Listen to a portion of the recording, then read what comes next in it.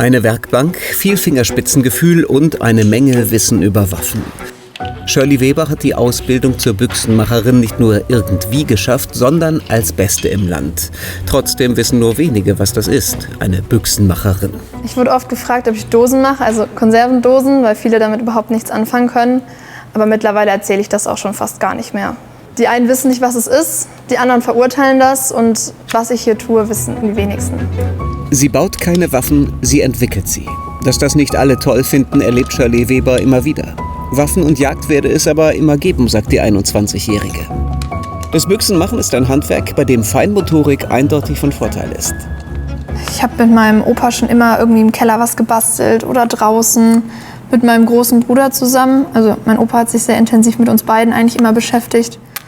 Und da haben wir immer was zusammen gebaut. Wir haben schon recht früh mit ihm gelötet. Er ist auch Handwerksmeister.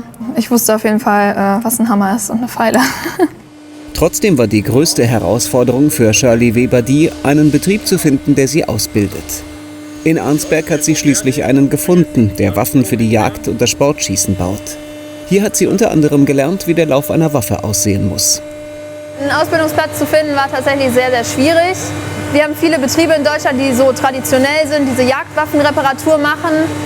Aber Büchsenmacher sind auch nicht unbedingt einfach und viele wollten auch einfach keine Frau ausbilden. Das haben sie mir auch so gesagt. Sie haben gesagt, ich soll was Anständiges lernen und vielleicht studieren gehen oder so und dass der Beruf sowieso keine Zukunft hätte. Und das sieht sie anders. Eine Zukunft ohne Waffen eher unwahrscheinlich.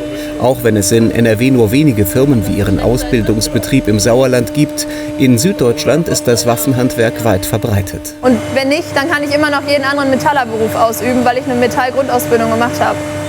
Dass sie so viel über Waffen lernen wollte, hier die Qualitätskontrolle auf den Tausendstel Millimeter, das ist nicht unbedingt ihr Opa schuld, mit dem sie gebastelt und gelötet hat.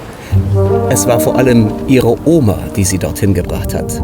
Sie ist Jägerin und wegen ihr stand für Shirley Weber schon früh fest, mit 16 wollte sie den Jagdschein machen, weil ihre Oma sie so oft mitgenommen hatte. Als kleines Kind eigentlich schon. Also Oma war ja schon immer Jägerin.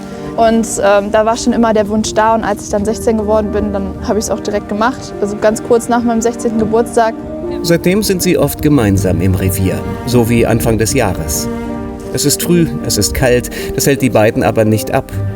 Und dass Shirley Büchsenmacherin wird, für die Oma keine Überraschung. Eigentlich nicht mehr. Es ist wirklich toll, ja, diesen Beruf, dass sie den angenommen hat. Und ich kann sie nur dabei unterstützen. Ich fand es sehr schön und freue mich, dass sie Passion hat und ja, und wir gehen gemeinsam. Also macht uns beide sehr viel Freude und vor allen Dingen, dass ich noch mitgehen kann, ist sehr schön. Zurück zur Arbeit.